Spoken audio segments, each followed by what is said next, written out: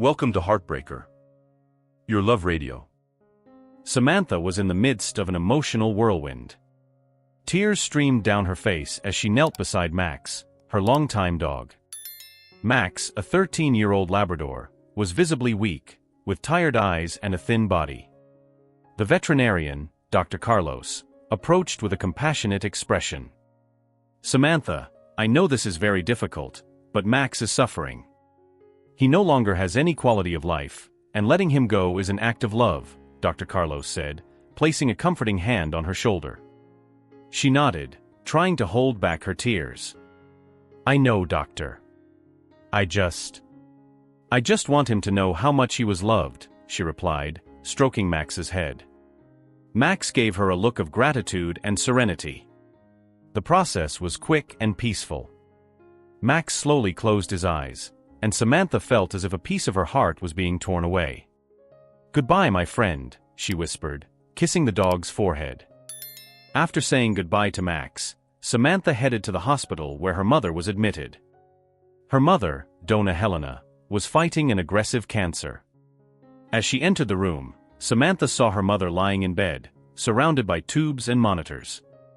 Despite everything, Helena smiled when she saw her daughter. "Hi, my love. How are you?" Helena asked, her voice weak but full of affection. "Hi, Mom. I'm trying to hold it together," Samantha replied, forcing a smile. She pulled up a chair and sat by the bed, taking her mother's hand. "I know it's hard, dear. But you're strong. You always have been," Helena said, squeezing her daughter's hand. "And I'm here fighting.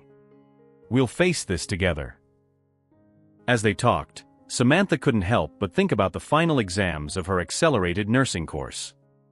The pressure was mounting, and she felt like she was about to explode. "How are your studies going?" Helena asked, breaking the silence. "They're intense, Mom. But I will manage." "I have to," Samantha replied, trying to convince herself more than her mother.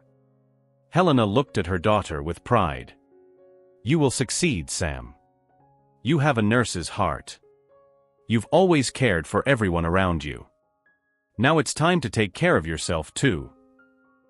The visit to the hospital left Samantha emotionally exhausted. She left her mother's room with a lump in her throat, trying to keep her composure. On the way home, everything seemed like a blur. She knew she needed to study, but her mind was overwhelmed with so many worries. That night, as she reviewed her study materials, silent tears streamed down her face. The pain of losing Max, the concern for her mother, and the pressure of the final exams were almost unbearable. She wondered how she would get through it all.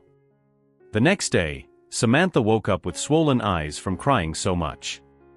She knew she had to keep going, even though everything seemed like an impossible challenge.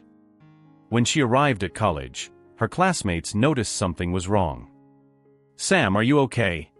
asked Marissa, a classmate who had always been friendly.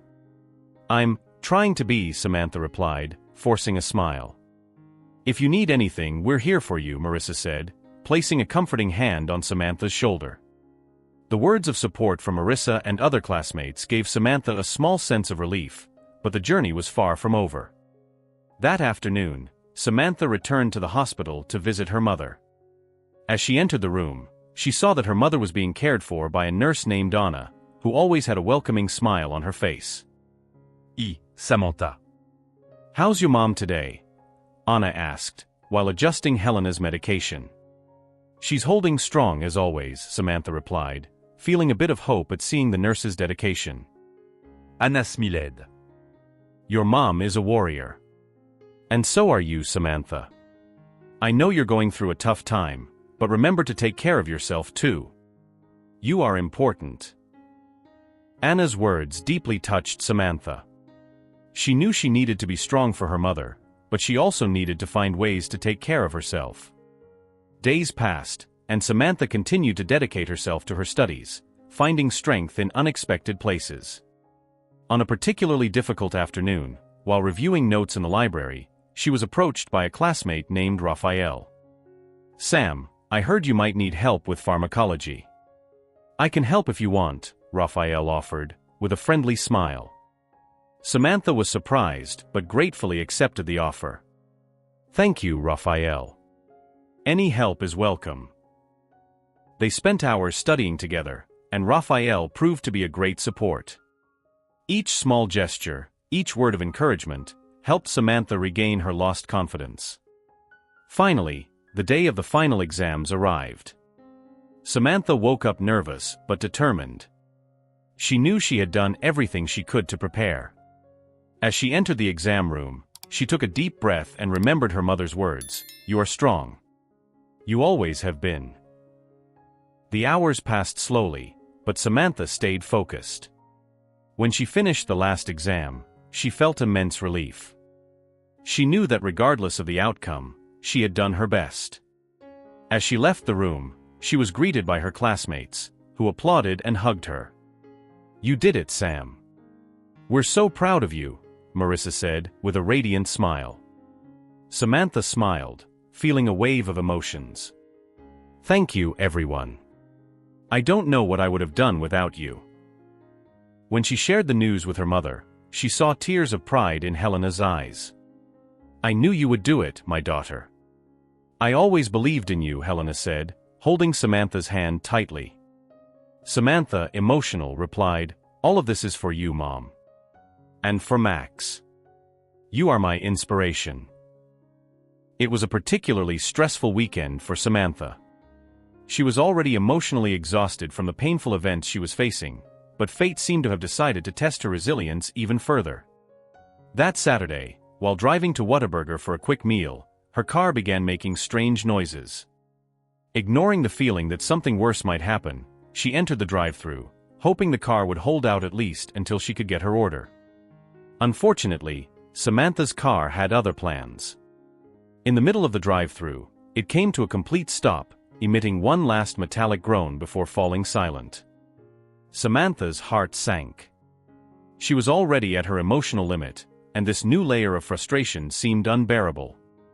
Trying not to cry, she got out of the car to see if she could understand what was happening, but her lack of knowledge about automotive mechanics quickly left her feeling even more helpless. As she stood there, looking at the engine with a look of total despair, a man in the car behind her got out and approached. He had a friendly expression and seemed genuinely concerned. "Do you need help?" he asked in a gentle tone. Samantha sighed, feeling a mix of relief and embarrassment. "I think my car broke down," she replied, trying not to let her voice tremble. The man smiled and nodded. "Let's take a look. My name is Michael, by the way." "Samantha," she responded, feeling a bit calmer. Michael examined the car for a few minutes and then came back to Samantha. "To be honest, it looks like something serious. You might need a tow. But I can help you move the car out of the drive-thru so it doesn't block anyone else." Samantha nodded, grateful. With Michael's help, they pushed the car to a nearby parking lot. While they waited for the tow truck that Michael had called for her, the two began to chat.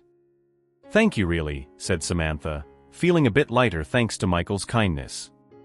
"This weekend has been a nightmare, and this just made everything worse." Michael smiled sympathetically. "Sometimes it feels like when it rains, it pours, doesn't it?" Samantha laughed, though there was still sadness in her eyes. "Exactly. But I don't want to take up any more of your time. You've already done more than enough."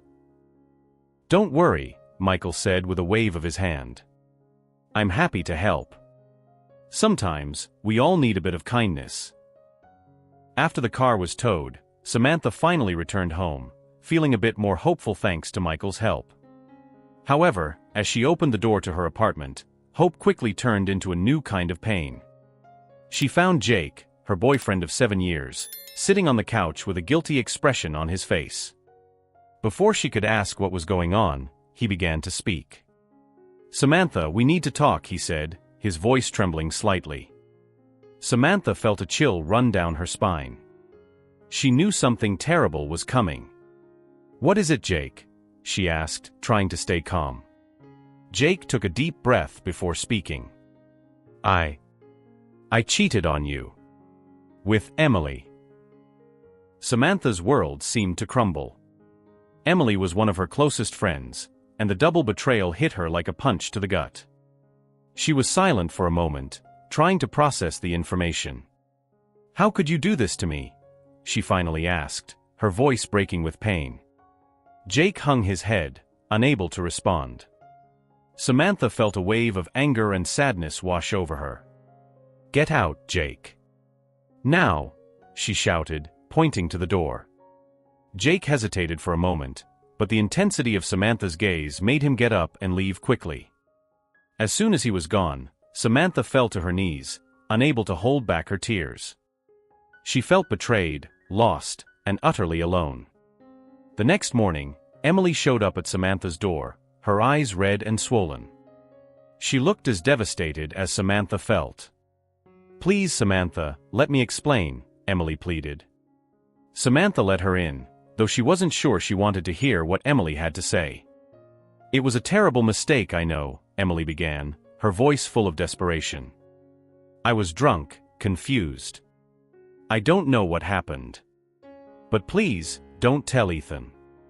It would destroy him." Samantha looked at Emily with a mixture of anger and pain. Part of her wanted to protect Ethan, but another part felt he deserved to know the truth. "And what do I get out of this, Emily?" Samantha asked bitterly. "You destroyed my life, and now you want me to keep it a secret." Emily started crying, shaking her head. I know. I'm a horrible person. But Ethan. He doesn't deserve this. Please, Samantha."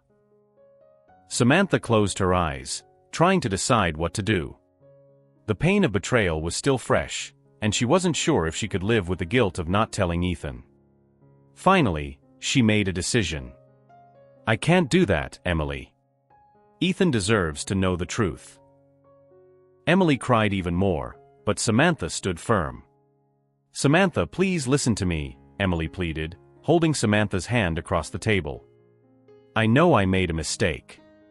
It was a moment of weakness. I love Ethan and I don't want to lose him. You can't tell him, please." Samantha felt a wave of anger rise up her spine. She pulled her hand away, refusing to be consoled by the same person who had betrayed her. "How could you do this to me, Emily?" Samantha responded, her voice trembling with emotion. "You were my friend. And Jake, 7 years together, and he does this to me? And you want me to stay silent?" Emily began to sob, her face hidden in her hands. "I know I messed up, but you don't understand. I can't lose Ethan. He's everything to me." The pain and anger in Samantha were palpable.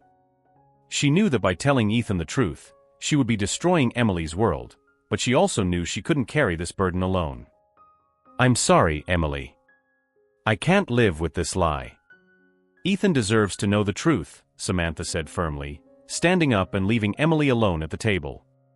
She knew it was the right decision, even though it was painful. Later that day, she met with Ethan and told him everything that had happened. "Samantha, what happened?" Ethan asked, concerned. Samantha took a deep breath, trying to find the right words. "Ethan, I need to tell you something. It's about Emily and Jake," she began, feeling her throat tighten.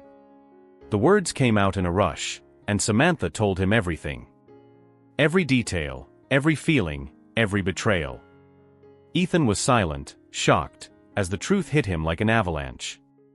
"I can't believe it," Ethan whispered, his voice choked with emotion.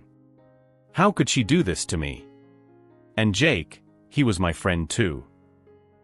Samantha felt a pang of guilt seeing Ethan suffering, but she knew she had done the right thing. "I'm so sorry, Ethan. I just thought you deserved to know the truth," she said, holding his hand in solidarity. Ethan, visibly destroyed, thanked Samantha for her honesty but made it clear he needed time to process everything. He immediately canceled the wedding, plunging Emily into a spiral of despair. In the days following the devastating revelation of Jake and Emily's betrayal, Samantha's life changed completely. She found herself in a constant state of anguish, struggling to balance the demands of her accelerated nursing course with the personal pain that consumed her. Each day was a new battle to keep her head up and move forward, but the pressure was beginning to take its relentless toll. One rainy afternoon, Samantha was sitting in the college library, surrounded by books and notes. Her eyes were fixed on a page of a physiology book, but her mind wandered through dark and uncertain territories. With every word she read, the less sense it made, as if her brain was blocked by an invisible barrier of pain and exhaustion. As she tried, unsuccessfully, to concentrate, her phone buzzed with a message. It was from her mother, who was in the hospital. "Hi dear. Just wanted to know how you are. I miss you. Kisses, Mom." The simple, love-filled words only intensified the sense of failure consuming her. She felt like she was not only failing herself but also her mother, who needed her so much during this difficult time. Desperate, Samantha closed the book with a loud thud that echoed through the silent library. Some classmates looked at her curiously, but she was beyond caring about appearances. She quickly stood up, packed her things, and ran out into the hallway, where the pressure of her emotions finally found an outlet. Hot tears streamed down her face as she leaned against the wall, feeling completely helpless. "I can't do this anymore," she whispered to herself, her voice laden with despair. "I can't do this." At that moment, one of her classmates, Maria, saw Samantha and approached her with a concerned expression. Maria was known for her empathy and ability to sense when someone was in trouble. "Samantha, are you okay?" Maria asked, placing a gentle hand on her shoulder. Still crying, Samantha shook her head. "No, Maria, I'm not okay. I'm failing at everything. I can't concentrate, I can't study. It's like everything is falling apart around me." Maria pulled her into a tight hug, offering some comfort amidst the chaos. "I can imagine how much you're going through, Sam. But you're not alone in this." When she arrived at the hospital, Samantha was greeted by the nurses with understanding looks. They knew about the difficult situation she was facing and always offered words of encouragement. In her mother's room, Samantha found her lying in bed, with a weak but warm smile. "Hi, Mom," Samantha said, holding her hand. "Hi, dear. How are you?" her mother asked, clearly debilitated. Samantha forced a smile. "I'm holding on. And you?" "Doing the best I can," her mother replied. "You know, Sam, I know things are tough right now, but you're strong. You always have been." Finally, the exams were over. Samantha waited anxiously for the results, feeling a mix of nervousness and hope. When the results were posted, she couldn't believe her eyes. She had excelled in all her subjects, earning exceptional grades. "I did it," she exclaimed, emotional, as she shared the news with her classmates. "We knew you could do it," said Lucas, hugging her. "Congratulations, Samantha." Her confidence gradually returned, and she began to see a promising future ahead of her. Samantha knew there were still challenges to come, but she was ready to face them. She had a new sense of purpose and a renewed passion for nursing. The following days were filled with celebration and reflection. Samantha realized that despite everything she had been through, she had emerged stronger and more resilient. She found strength in unexpected places and learned important life lessons along the way. At graduation, surrounded by friends, classmates, and family, Samantha felt a wave of pride and gratitude. She had overcome numerous adversities and achieved her goals. And as she looked toward the future, she knew she was ready to face any challenge that came her way. "This is just the beginning," she said to herself, smiling. "I'm ready for whatever comes next." Jake sat on the living room couch of his small apartment, surrounded by a mess that reflected the chaos in his mind.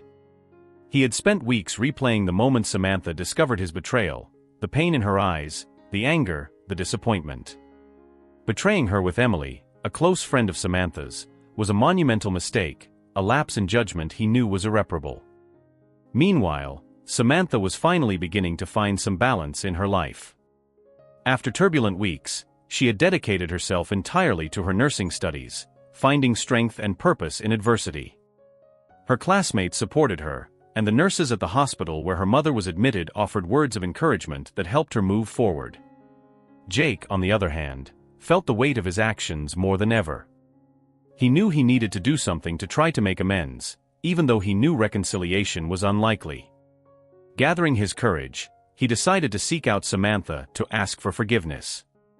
He knew the wound was still fresh, but he believed he needed to try, at least, to apologize. On a late Friday afternoon, Jake went to Samantha's apartment. He was nervous, his hand trembling as he rang the doorbell. Samantha opened the door, surprised to see him there. Her eyes reflected a mix of emotions, pain, anger, but also curiosity and perhaps a glimmer of hope. "Samantha, can we talk?" Jake asked, his voice wavering. She looked at him for a moment, weighing whether or not to let him in. Finally, she stepped aside, allowing him to enter the apartment. "Sure, Jake." "Let's talk," she replied, trying to keep her voice steady.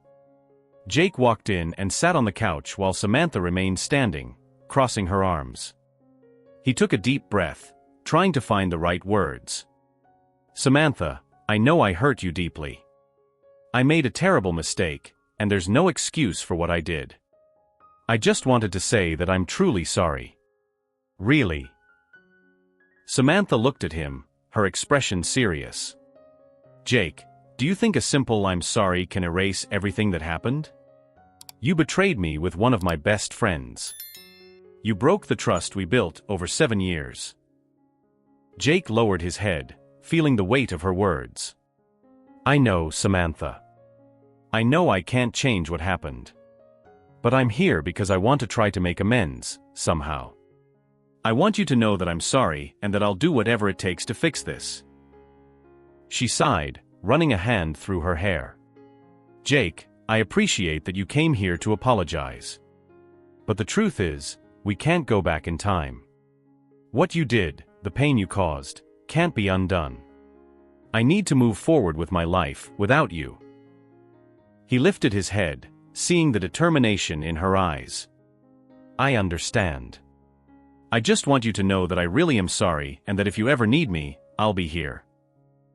Samantha nodded, feeling a mix of relief and sadness. "Thank you, Jake. But I think we need to go our separate ways now. It's best for both of us." Shortly after graduation, Samantha was called for an interview at São Lucas Hospital, one of the most prestigious in the city. The interview was conducted by Dr. Ricardo, the head of the nursing department, who was impressed with Samantha's resume and determination. He informed her that the job offer was guaranteed and that she could start the following week. Meanwhile, Jake's life was taking a very different turn. After the betrayal and breakup with Samantha, he began experiencing problems at work. His conduct became questionable, and he started frequently missing work, showing a significant decline in performance. Eventually, his boss, Mr. Almeida, called him in for a serious conversation. "Jake, I need to be honest with you. Your recent behavior doesn't meet our company's standards. I've received several complaints, and unfortunately, we have to terminate your contract," said Mr. Almeida, looking serious but compassionate. Jake, visibly shaken, tried to argue but knew he had no solid justification. He left the office, feeling the weight of his actions and the consequences they brought. Emily, on the other hand, was still trying to recover from the emotional crisis caused by the betrayal. She started attending therapy sessions and distanced herself from her social circle to focus on her recovery. Her work also suffered a negative impact, and she had to take a leave of absence to address her mental health. Though she was making progress, there was still a long road ahead. Meanwhile, Samantha began her new journey at São Lucas Hospital. On her first day, she was introduced to the team and given a tour of the facilities. During the tour, she encountered Michael, the kind stranger who had helped her at the Whataburger drive-thru. He was wearing a white lab coat with a stethoscope around his neck. Samantha was surprised and happy to see him. "Michael," she said, with a surprised smile on her face. "Samantha? What an incredible coincidence," Michael replied, equally surprised. "What are you doing here?" "I just got hired as a nurse." I'm starting here, Samantha explained. That's wonderful, Michael said, genuinely happy. Welcome to the team. I'm sure you'll do great here. Michael's presence at the hospital was an unexpected comfort for Samantha. They began having lunch together and talking about their lives and challenges. Over time, their friendship deepened, and feelings started to blossom. On a quiet afternoon, while walking in the park near the hospital, Michael finally opened his heart. Samantha, I know you've been through a lot recently. But since we reconnected, I feel there's something special between us. I'd like to explore that if you feel the same. Samantha, touched by Michael's sincerity, looked into his eyes and replied, Michael, you've been a light in a very dark time of my life. I feel something special between us too. I want to see where this can lead. From that moment, their relationship began to develop naturally and healthily. Michael became a pillar of support for Samantha, and she, in turn, brought new joy to his life. They became inseparable, sharing dreams and building a future together. As Samantha thrived in her new career and relationship with Michael, those who had betrayed her continued to face the consequences of their actions. After being fired, Jake had to re-evaluate his life choices and eventually moved to another city. Emily, although still in recovery, began to show signs of improvement. Therapy was helping her deal with her feelings of guilt and regret. She started to rebuild her personal and professional life, knowing that the scars of her actions would take time to heal. Samantha, now stronger and more resilient than ever, continued to grow in her career. She quickly stood out at São Lucas Hospital, being recognized for her dedication and empathy towards patients. In one of the team meetings, Dr. Ricardo publicly praised her. I'd like to congratulate our new colleague Samantha for the excellent work she's been doing. Her dedication and compassion are inspiring to all of us, he said, as the team applauded. Samantha, emotional, thanked everyone and felt profound gratitude for all she had achieved. She knew the journey to that point hadn't been easy, but each challenge had shaped her into a better professional and person. In the end, Samantha found the peace and love she deserved while dedicating herself to a career that filled her with purpose and joy. Michael was an unexpected gift in her life, and together, they began planning a future full of hope and possibilities.